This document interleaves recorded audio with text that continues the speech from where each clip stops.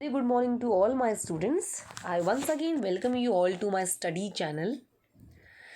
This is your teacher Anupama Rani Singh from Commerce Department of Arihant Arts, Commerce and Science Junior College, Bavdhan, Pune.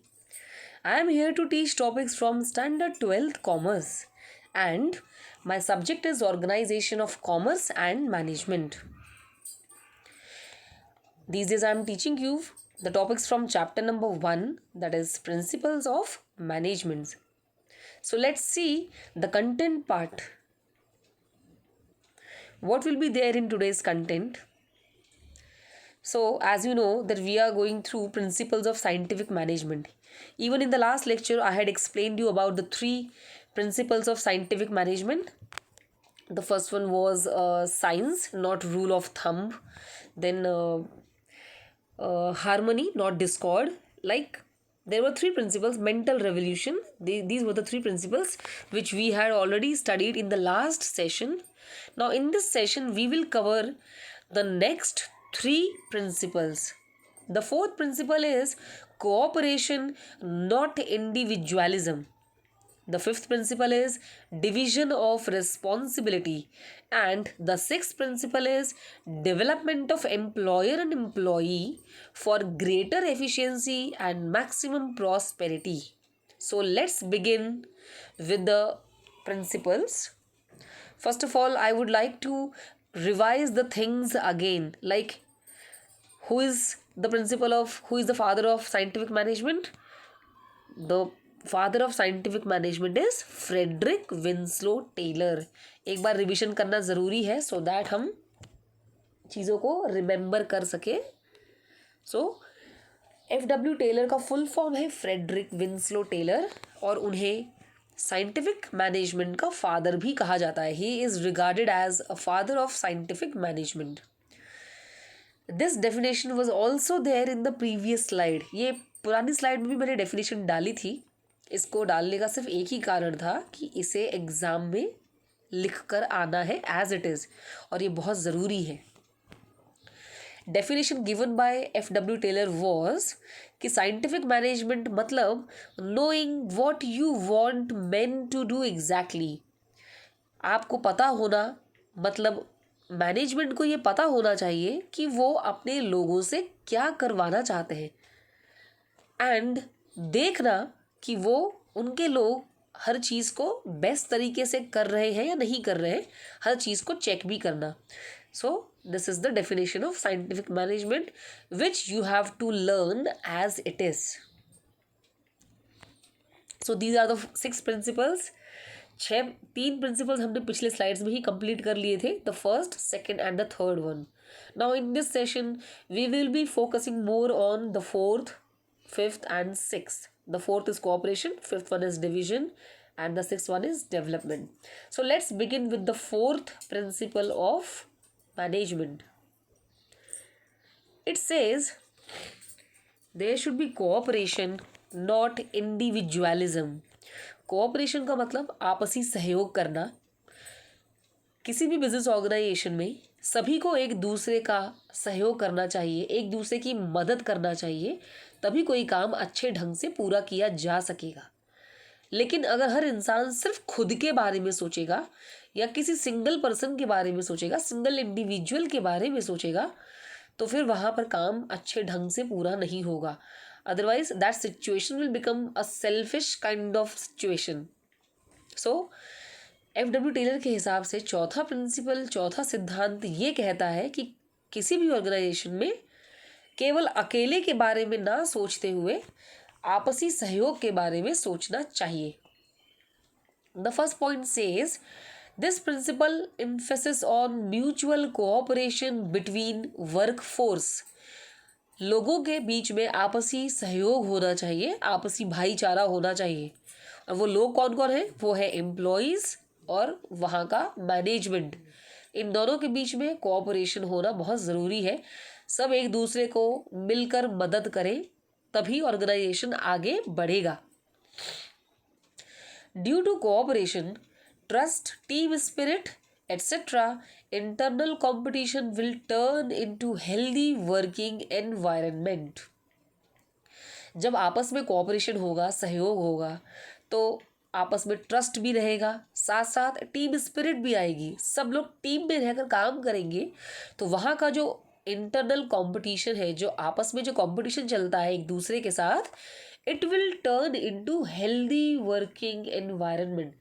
लोग competition में काम करने के बजाय मिलजुल कर आपसी सहयोग से काम करेंगे, जिसका पूरा का पूरा फायदा एम्प्लॉयज को भी होगा, मैनेजमेंट को भी होगा, साथ साथ ऑर्गेनाइजेशन को भी होगा।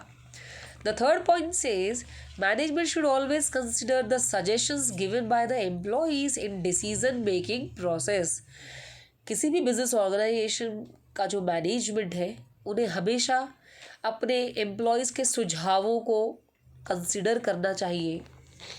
जब भी एम्प्लॉयज़ कोई सुझाव देते हैं या कोई अपना मत रखते हैं, तो उसे सोचना चाहिए, उस पर विचार करना चाहिए और उन सारे सजेशंस को दिमाग में रख कर ही डिसीजन का प्रोसेस किया जाना चाहिए।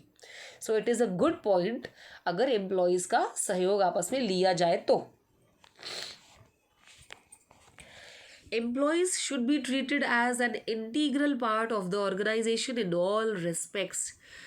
किसी भी ऑर्गेनाइजेशन में वहाँ के कर्मचारियों को, वहाँ के एम्प्लॉयज़ को हमेशा उस ऑर्गेनाइजेशन का एक महत्वपूर्ण पार्ट समझना ही चाहिए, उस तरीके से उनके साथ ट्रीटमेंट किया जाना चाहिए। It means all the employees are very important and we should make them important, or we should make them feel that they are important to the organization. Then only employees will work with full dedication and motivation. तो employees को ये बताना चाहिए कि आप भी हमारे organisation का एक बहुत महत्वपूर्ण हिस्सा हो। At the same time, employees should resist themselves from going on strike. वैसे ही एम्प्लॉयज़ की भी ये जिम्मेदारी है कि वो अपने आप को रेजिस्ट करे, दूर करे, खुद को रोके कि वो स्ट्राइक्स पर ना जाए। तो उन्हें स्ट्राइक्स पर जाने से बचना चाहिए।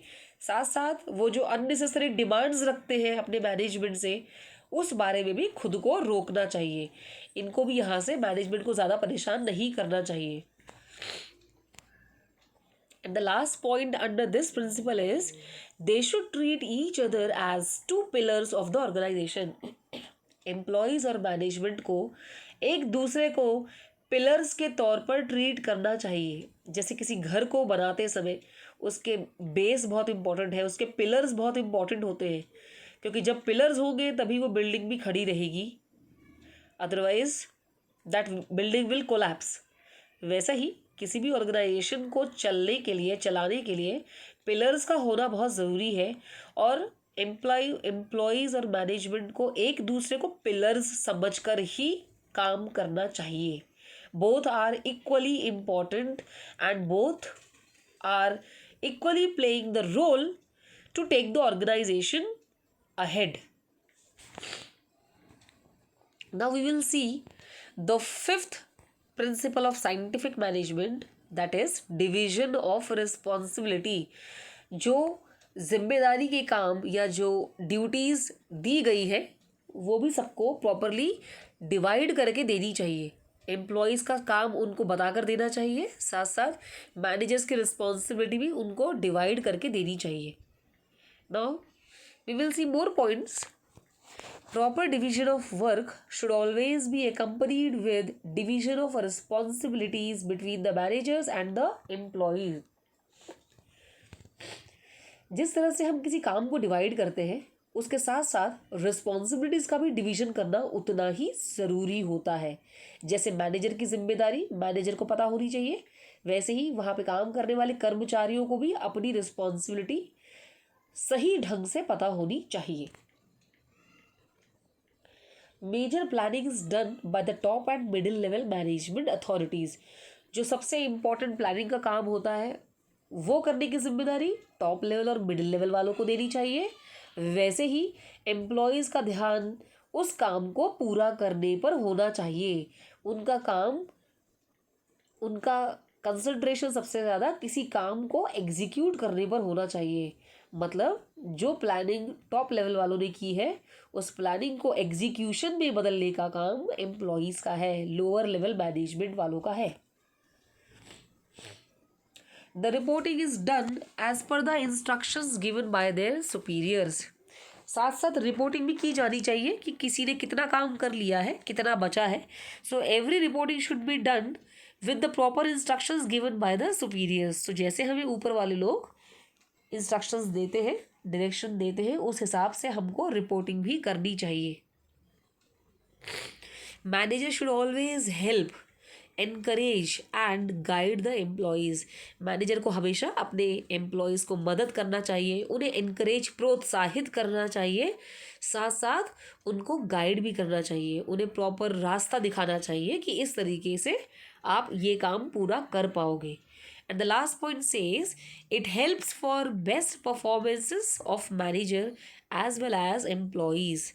अगर प्लानिंग अच्छे से हो रही है, एग्जीक्यूशन अच्छे से हो रहा है, हर इंसान अपनी रिस्पॉन्सिबिलिटीज सही ढंग से निभा रहा है, तो इससे मैनेजर अपने काम को बेस्ट परफॉर्म कर पाएगा, वैसे ही एम्प्लॉयज़ भी अपना बेस्ट परफॉर्मेंस दे पाएंगे। सो सारी चीज़ें बहुत ज़रूरी है, सारी रिस्पॉन्सिबिलिटीज़ बहुत ज़रूरी है। So this principle was completely focusing on the responsibilities and realizing their responsibilities. Come to the last principle of management is development of employer and employees. Employer और एम्प्लॉयज़, बॉस का साथ साथ कर्मचारियों का विकास होना चाहिए, जिससे कि वो एफिशिएंट तरीके से काम कर सके, अच्छे से काम कर सके, साथ साथ मैक्सिमम प्रॉस्पेरिटी भी हो, दोनों का ज़्यादा से ज़्यादा विकास भी हो, ज़्यादा से ज़्यादा दोनों ग्रो भी करें, अपने जीवन में आगे भी बढ़े। The first point says best performance of any organization always depends on the skills and capabilities of its employees to a greater extent. किसी भी ऑर्गेनाइजेशन का बेस्ट परफॉर्मेंस हमेशा डिपेंड करता है कुछ खास बातों पर। वो है किसी भी एम्प्लॉय का स्किल और कैपेबिलिटीज़, एम्प्लॉयज़ में कितना टैलेंट है और एम्प्लॉयज़ में कितनी क्षमता है, कितनी कैपेबिलिटीज़ है। इन दो चीज़ों में कोई भी ऑर्गेनाइजेशन का बेस्ट परफॉर्मेंस डिपेंड करता है। तो वहाँ के एम्प्लॉयज़ अगर टैलेंटेड है, अगर स्किलफुल है, अगर कैपेबल है, तो वहाँ का ऑर्गेनाइजेशन भी डेफिनेटली विकास करता है या सक्सेस हासिल करता है। Therefore, providing training and development programs to the employees whenever required is very essential. इसीलिए जब भी पॉसिबल हो सके ट्रेनिंग और डेवलपमेंट के प्रोग्राम्स के लिए एम्प्लॉयज़ को हमेशा बुलाते रहना चाहिए, एम्प्लॉयज़ का ट्रेनिंग करते रहना चाहिए, क्योंकि ये बहुत ज़रूरी है। जितना ज़्यादा ट्रेनिंग दिया जाएगा उससे एम्प्लॉयज़ की नॉलेज बढ़ेगी और साथ साथ ऑर्गेनाइजेशन भी ग्रो करेगा। The C point says it ultimately affects the profitability of the organization. जब हम किसी एम्प्लॉयज़ को प्रॉपरली ट्रेन करते हैं, डेवलप करते हैं, तो उसका अल्टीमेट, उसका फाइनली जो अफेक्ट पड़ेगा, उसका असर पड़ेगा किसी भी ऑर्गेनाइजेशन के प्रॉफिटेबिलिटी पर। तो वो ऑर्गेनाइजेशन ज़्यादा से ज़्यादा प्रॉफिट भी कमाएगा अगर वहाँ के employees properly trained and developed होंगे। And the last point says each employee should be given proper authority to attain greater efficiency and maximum prosperity. हर एम्प्लॉय को ये अथॉरिटी दी जानी चाहिए, हर एम्प्लॉय को ये पावर्स दिए जाने चाहिए, ये राइट्स दिए जाने चाहिए, सो दैट वो ज़्यादा से ज़्यादा एफिशिएंसी हासिल कर सके और ज़्यादा से ज़्यादा प्रॉस्पेरिटी, ज़्यादा ग्रोथ हासिल कर सके। सो हर एम्प्लॉयज़ के बारे में सोचना चाहिए और उन्हें मौके दिए जाने चाहिए। They should be given proper opportunities and management should always help their employees to attain the efficiency and prosperity. So these are the 6 principles of scientific management which we have covered till now.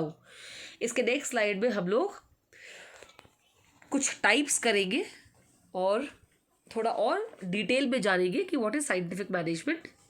So till then I hope you understood the topic properly. अच्छे से learn कीजिए, topic को लिख कर देखिए और जितना ज़्यादा हो सके डिफ़िकल्ट वर्ड्स को रिमेंबर कीजिए, लिख लिख कर याद कीजिए और अपने आप को पक्का कीजिए. Till then, stay safe, keep smiling, and thank you so much.